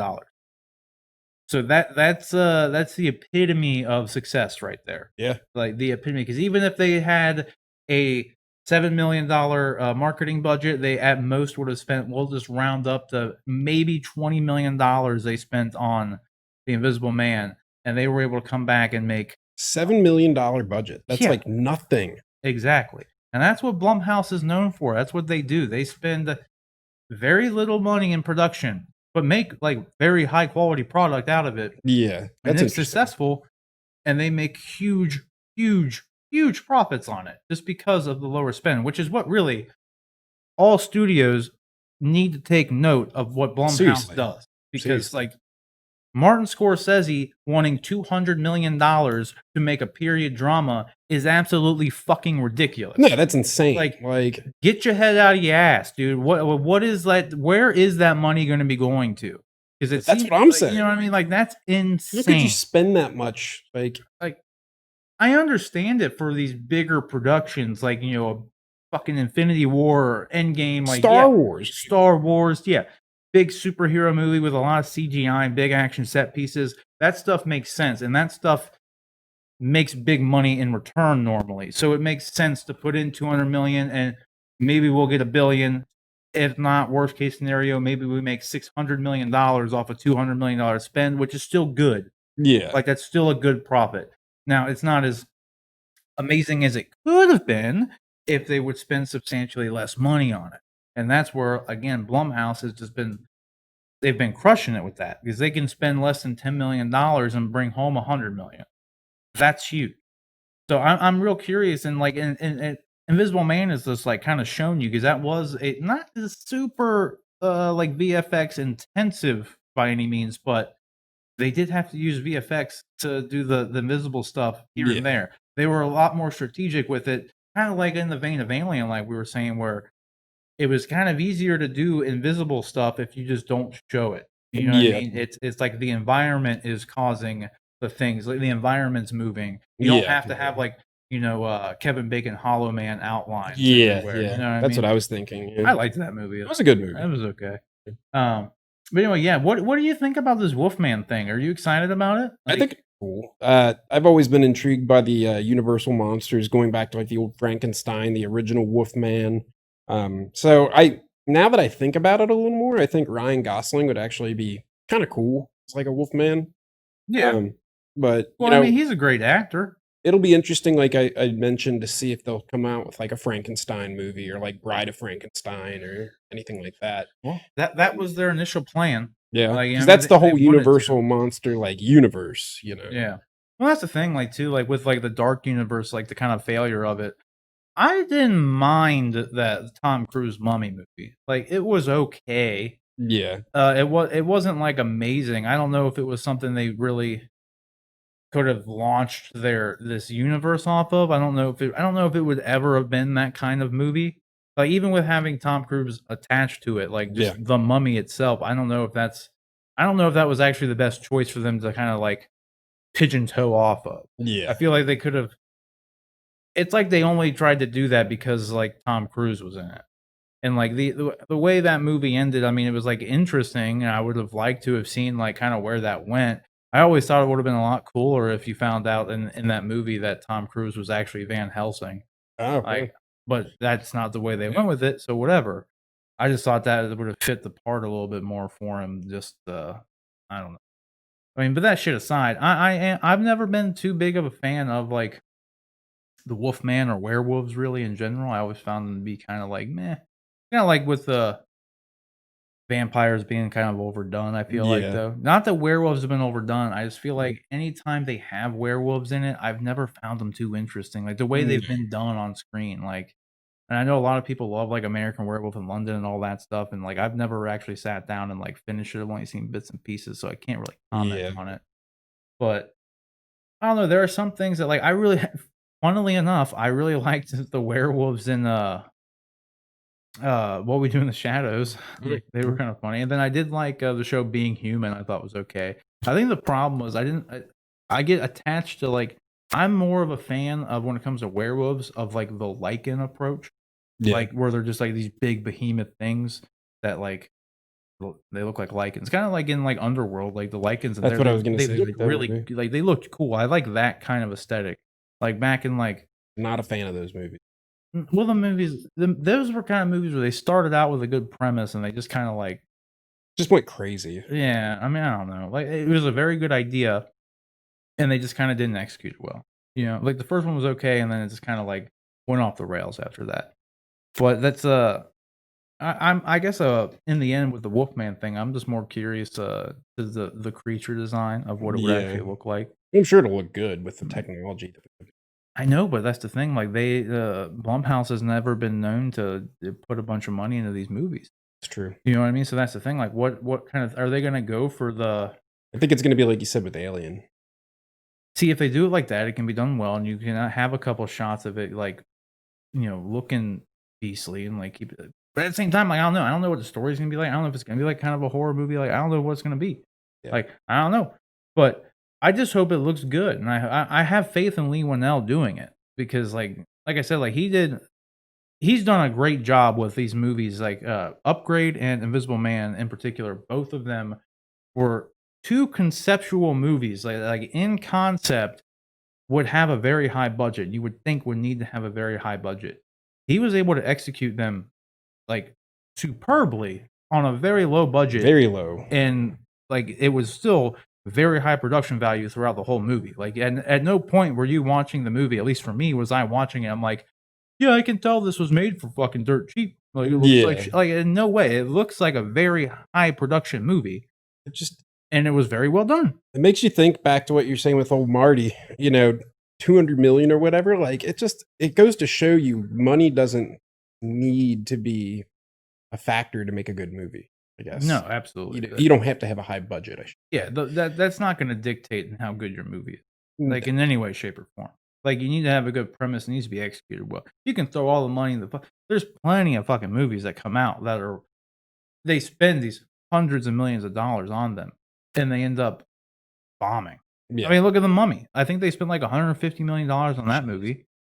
Like, just because you threw a bunch of money at it doesn't mean it's going to be cool. That's the thing too. I feel like a lot of these movies, especially like ones like the Mummies, The the Mummies. Mummy, like they spent like the budget goes for these like big action set pieces and CGI and stuff, but like I feel like a lot of to the movie going audience, especially like this, at least to me, even like a lot of that stuff is just kind of overdone and it's not really interesting anymore. Yeah. Like these big action CGI set, especially the biggest problem I think, at least, and something that bothers me with like the big CGI set pieces, because those are the big like money, costly things, right? Yeah. And I think the biggest problem for me anyway is that like if you don't nail the CGI, I get taken out. Oh yeah, for sure. You can tell. Yeah, because like in The Mummy, just to stick with that one, like there's the scene where this was like I thought it was a stupid scene to begin with, but there's a scene where like the mummy is like a big sand smoke cloud, Oh and yeah. it's like one, I know it's fucking fake.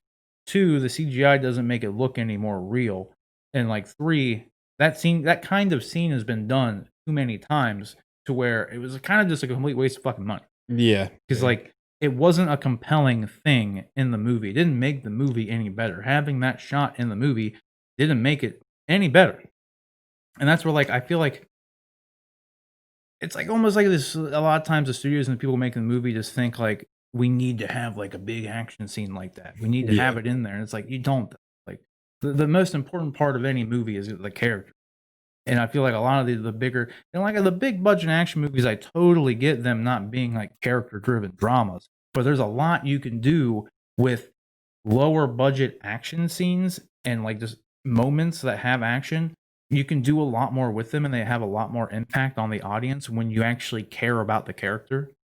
Because like if you don't care about Tom Cruise in The Mummy, a giant smoke cloud coming to kill him doesn't affect you. No. Like it just becomes literally like the Transformers movies. Yeah. It's just visual fucking noise, dude. Like, That was it's like just big shit. that's the Hitting big perfect shit. example. Yeah. Yeah, it's like you don't care about any of those robots in those movies. No, Like, no, you don't. so you don't care if they're getting destroyed. Like it doesn't matter how great it looks because you don't care. And that's I feel like that's one thing that like I don't know is like just super lost on these big budget movies like that anymore. Because like that's at least my take on it. I have no other explanation as to like it's like almost just something like I said. They just like, well, we got to have it. We got to Yeah. have we got to have the big fight in the middle, and it's got to be big and have explosions and CGI. And, yeah, and it's gonna be all CG, and it's like that stuff's fine. It works well. Like, I mean, Avengers Endgame, the last act of that is a perfect example of like it done right. it done right, and like yeah, there's some shots where you can tell it's CG, but it's also like two giant armies with superpowers fighting each other. So you kind of like How are you gonna do that practically? yeah, you let some of the stuff slide, but it's all done very well, and like you care about those characters. Like that's the thing. Like when they have a big climactic battle, you are invested. You care about what's happening. And a lot of these other movies where it's just big explosions and shit, like you don't care. And like it's just like shit you see all the time. I mean, you really do see it all the time anymore. So it's just kind of like it loses any sense of weight to it when it's just like doing it just to do it, Yeah. Like, but actually talking about the Wolfman thing, I am excited about. I just hope they look cool. I just hope we're not they because I assume there's only gonna be one. Because like again, Wolfmen. yeah, I didn't really care for like what was it, the Michael J. Fox one, where you just turn into like a hairy dude. Yeah, yeah, with Like, like some fangs. Yeah, I don't like No. like it's not. That was like a comedy though. I know, but like if they because even like the Wolfman like on the thing here, right? That's just a hairy dude. It really is. That's I don't find that interesting Yeah. personally. Like, now, is that fair? No, probably not. But again, it's a visual medium, and like you're supposed to make something like look good to some capacity, and like that kind of aesthetic I just never really cared for. That's just and it's kind of like we're like with the vampire thing. Like even if you go back to Twilight, I didn't like that they just shined in the sun. Yeah, that Like was I thought stupid. that was stupid, That was really stupid. and I didn't like that those werewolves in Twilight were just big wolves. Yeah. Like They were just they're just big, big horrible wolves. CGI looking Yeah, and wolves. it's like I didn't like that. I like them when they look fucking like big ass lichen fucking monsters, Didn't really big care old for those snap. movies to begin with, but Yeah, those movies are kind of lame. Like let me see here, dude. Like, pull it up. I'm Pull it trying up. to pull up a good lichen. Like, let me see this, dude. A A car came lichen. up. Oh, here we go. This is what I'm talking about. This is what I'm talking about right here, dude. I hope this is a big ass picture. See, I'm coming here. Something like this, dude. yeah, okay. You know what I mean? That's what I want to see in a werewolf. When I think of a werewolf, I think of that. Yeah. Like that is the stuff that I think of. Like I like Oh, no, he pulled up the lichen hypersport. yeah. Like this stuff, dude, is like that's a werewolf. Like even the didn't they look like that in Van Helsing? Yeah. The one like that's what I think of It's a when I magic think. card. Yeah, it is. But it looks good. Oh, That's it the whole does. point. Like it's I don't know. Like I just when I think werewolf, I think that. I don't think of a dude who gets fangs and gets a furry face. Yeah, like hair in his hands and Yeah, stuff. not that there's a problem with it. It's just I don't find it very compelling. And you know, it's just like the glowing fucking vampires. I don't find that compelling. Like Yeah. it's just I don't like it's just nitpicking and how like I kind of like want to see something, but I don't know. Like I said, they look good in Van Helsing and they look good in Underworld. They look good enough. Like I don't know. I just hope the damn fucking vampire looks cool. That's all I want. Yeah. Yeah. And Ryan Gosling's a good actor, so I'm sure he can act like a dude who's a vampire, or not vampire, but a werewolf. I'm sure Yeah, it'll be yeah. fine. You know, I could see him like being good. yeah.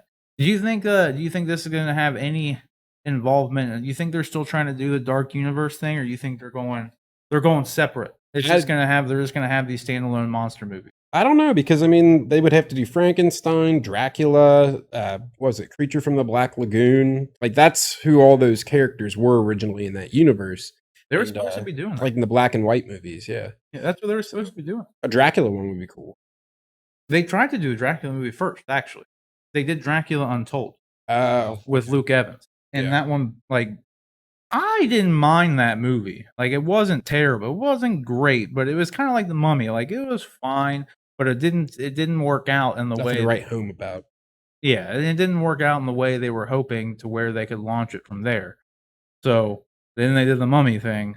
They didn't have any success with that either. I think the route they're going on now, because that's the thing, Dracula Untold and the Mummy were two, I guess, experiments with it in the sense that they were trying to make these monster movies more appealing and turn them into like big action mainstream. movies, Yeah. as opposed to, at their roots, they're horror characters. They have Yeah. horror character, horror movie, horror story roots. Mhm. And I think like Leigh Whannell with Invisible Man, that's what they went back to. They made a horror thriller small movie about the Invisible Man, and it fucking worked. It was immensely better than Dracula Untold and the Mummy movie. Yeah. And it obviously, like we said, cost substantially less money. So I mean, I could definitely see them like going because they are making an Invisible Man 2. No spoilers as to what happened, but they're making another one. It's not making Invisible Man 2. It's the Invisible Woman. Uh, So you gotta have to watch the movie to figure out how the fuck that works. yeah. But go watch the movie and you'll know.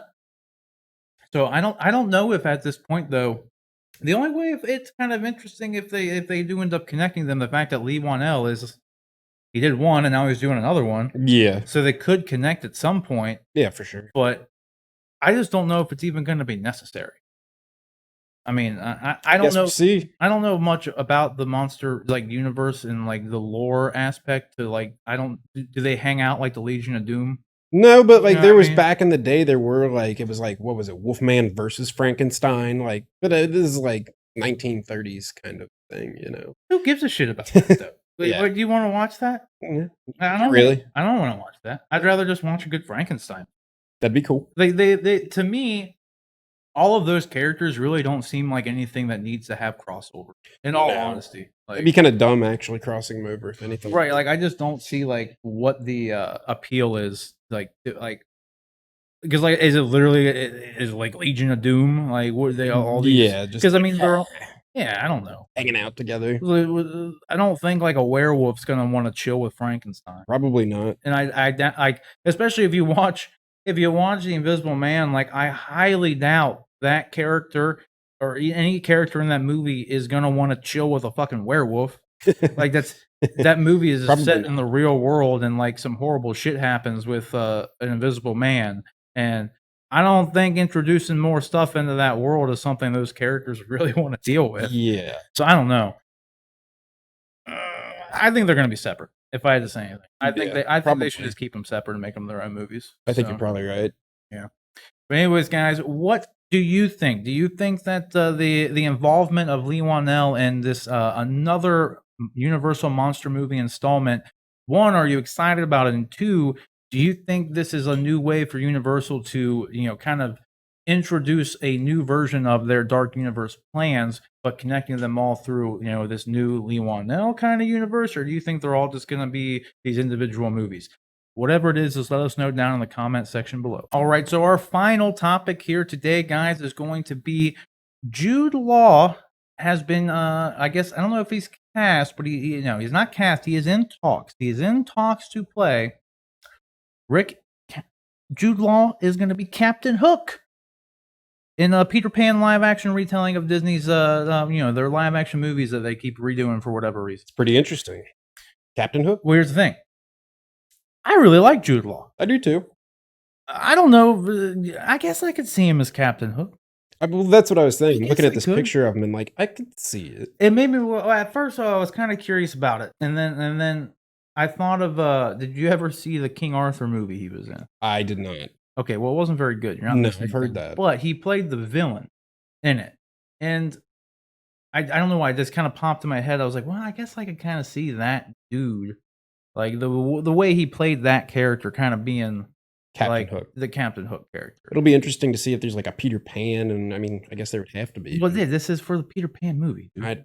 It'd be weird to see like what kind of take they do with Peter Pan. I know that's what I was really wanting to talk about more so than Jude, because I'm telling you right now, I saw this headline here of Jude Law talks to play Captain Hook, and I was like, oh, they're making a Peter Pan movie? Like, I didn't even know they were making a live action Peter Pan movie. So like, because they always hear about the other ones, and this one just must have, maybe it's because I don't care about Peter Pan. Yeah. In all honesty, it just blew under the radar. But I haven't heard anything about them actually making this, and apparently David Lowery is directing it from a screenplay he wrote of the novel. It stars Ever Anderson. Ever is an interesting name. That really is. Ever Anderson as Wendy and Alexander Maloney as Peter Pan. So like they've literally already cast. I haven't heard anything about this. I don't know who Alexander Maloney. Me either. Yeah. But this was like, apparently they were going to be going into production on this earlier this year, but they paused it because of the coronavirus with much of the other stuff. So I don't know. Like I'm going to pull up this Andrew Maloney dude. But yeah, let's see what he looks like. What do you think about them making a Peter Pan movie? And like, what do you think about them going on with more of their, these live action remakes? It'll be interesting because I mean, you had Hook back in the '90s with Robin Williams, and did you like Hook? at the time, yeah, I thought it was pretty good. That's a real hit and miss movie. A lot of people think Yeah. that's Steven Spielberg's worst movie. I liked it as a kid when I didn't really understand what like good filmmaking was, but Right. it was entertaining. Oh wow! Let's see him. No, Ever Anderson is Mila Jovovich's daughter. Oh, no kidding. Yeah. So she's like gonna be a very young Wendy, obviously. Yeah, and then the Peter kid is really young too, as you can see. This is that's interesting. Yeah. I'm assuming it's which one is it? There's like these are two different people. Well, what I was gonna say is like by Is it looking this? at the pictures of these kids, that's definitely them right there. Is it? Yeah. That she looks just like Mila Jovovich. She really does. By looking at the pictures of these young kids, what I would say, I think it's going to be kind of like lighthearted. Obviously, when you've got kids like that and like a Peter Pan movie, Pan's a pretty lighthearted movie. It's also kind of one of those that's kind of fucked up. it gets a little dark. That's what I'm saying. It can be. It depends on how you. It doesn't have to be though. No, Like, dude, I remember watching Peter Pan when I was a kid, and like, at no point was I ever like freaked out. no. You know what I mean? I never once thought it was like this Quasimodo, dude. Huntback of Notre Dame. That's a dark fucking movie. Yes, it is. That is dark. Yeah. I never once thought Peter Pan was. You know what I mean? So I don't know that. But that's I said, I'm more shocked that they're even making the movie because I had no idea of it. Because that's honestly too with them making these live action remakes, man. Like of all the ones for them to do, like Peter Pan's been done before. Yeah, They had Hook and they had the Peter Pan movie, and then like they had all the animated stuff, and Tinkerbell got her own spinoff, and like they've done a lot with it. they've done a lot with this. And then they recently did, I forgot, they did Hugh Jackman was in one. Yeah, Like, and that was just recent. yeah. So I mean, I don't know. Like I the only way I guess I would be more interested in this in any way is just if it's like I don't know, like more closely followed to like the original story. Because like Hook and then the one that I think was Neverland was the Hugh Jackman one. Is that what it's called? I think so. Yeah. Can't remember. But either way, like those two weren't the like the Peter Pans. You know what No, I mean? it was They like were, you know what I mean? Like so I mean I guess if they make a more traditional Peter Pan movie, which is obviously like assuming what they're doing. Hook wasn't like No, that's it what I'm was. saying. Yeah, It was Robin like Williams its was own like thing. Yeah. dad. Right. I don't know. I'm interested. Apparently, David Lowery also directed the live action Pete's Dragon movie. Okay. Which I watched that. That was okay. I did not, but okay. I've heard about it. I think I watched it in the hospital one time. I wasn't. I was just like there with someone. I wasn't. Yeah, I was fine. But like we had just to nothing clarify. better to do. It was on there, so I was like, well, I might as well watch it. Yeah, And it was okay. But I don't know. I just feel like my only hesitation with it again is just that feels like it's just been done so many times. I'd rather see a Hunchback of Notre Dame movie. That's what they need to make. that Or would be Emperor's New Groove, dude. Make that movie. That would be Hercules. Make that movie. yeah. Those are like Emperor's New Groove would be good. Emperor's New Groove would be great. And plus, the cool thing with Emperor's New Groove is you could bring a lot of those people back, dude. Yeah, Like they're still around. Like not that like you can't recast. I'm fine with them recasting people, but like, what's his name? The dude. What's his name? Gronk or something. Whoever, yeah, like, the big yeah. dude. I love that dude's voice. I can't remember what his name is, but like he was in Seinfeld. Yeah, and like yeah. he did I forget the the guy's name. Yeah, I can't remember his name, but like I love that dude's voice, and I would love to see him back. Very deep. Yeah, like he's perfect for like that kind of role. Yeah. Like, so I don't know. I would like that. And Hercules is also like they were supposedly rumored to be actually developing a live action Hercules too. But Interesting. I don't know. I'm more interested in those ones. And then obviously was Atlantis a one? Which one am I thinking of? Was Atlantis a Disney movie? It was. Or no, that was DreamWorks. I think maybe? that one was DreamWorks. There's another one though with those two dudes. The gold. I know what you're talking about. What is it? Disney movies. Because I want Road to El Dorado. I think that might have been it, dude. That's it. Because I remember the song.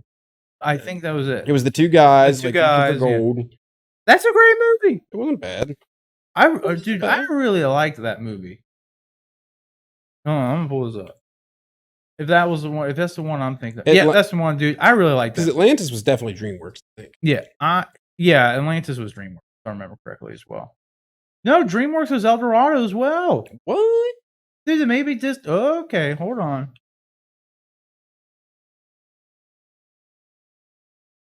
Atlantis was Disney. Oh. We haven't flopped. Oh, okay. Yeah. So they could, in theory, make an Atlantis. They could do the Atlantis movie. They could. That was good. I don't remember this movie. I do. I thought it was good. Maybe I do remember, and I just can't remember it. They say Tom Holland. Look at that live action Atlantis reportedly being Tom Holland just popping off. That's not. I have no idea what this site is, so that's probably not real. Yeah, I can see it, but also I think Tom Holland's popping off enough. He's already Nathan Drake. He's fucking Spider-Man. Look, I guess he could be this guy too. Why not? I don't remember that movie. I really liked Road to El Dorado though. They should do a live action movie of that. If I'm remembering this movie correctly. Is that the end? Like they do the thing and there's like the god thing? Yeah. Yeah. The thing with gods. Yeah, the thing with the sun god or whatever. Yeah. I thought that was a good movie, dude. I really liked it as a kid. I don't know why. Go watch. But I don't know. I guess I Jude Law being involved as Captain Hook in this movie, that would make me more excited about it because I like Jude Law. About the Peter Pan movie, I would say. Yeah. But in the end, I just feel like when it comes to these Disney remakes, they have a lot more properties like the aforementioned 4 I just said that I would much rather see them put their time into like remaking because like there's just been so much Peter Pan already, you know? Yeah. Like I'd much rather see the Hercules, whatever other ones I said. I can't even remember. Yeah. All of them, dude. Emperor's New Groove. It is what it is. But that's pretty much all that I got for today. You got anything else on this, Rick?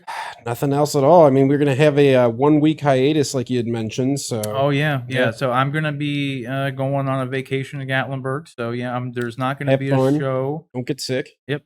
So we're not gonna have a show on the 20th, but we'll try to get something else out on that day just to kind of take its place, and then we'll get another episode of the show up shortly after that at some point. So yeah. Not to worry on that, everybody. So anyway, Rick, where can everybody find you online? Look at my name down there at Sir Rick Metz. That's SIRRIKMETZ on Instagram. All right, and you can find me at Sir Rob Bifo on Instagram as well. Do not forget that you guys can submit topics and questions for the show just by emailing us at honestanduneducated@gmail.com. That's honestanduneducated@gmail.com. And with all that down and out of the way, I'm Rob Bifo. That's Rick Metz. Take care.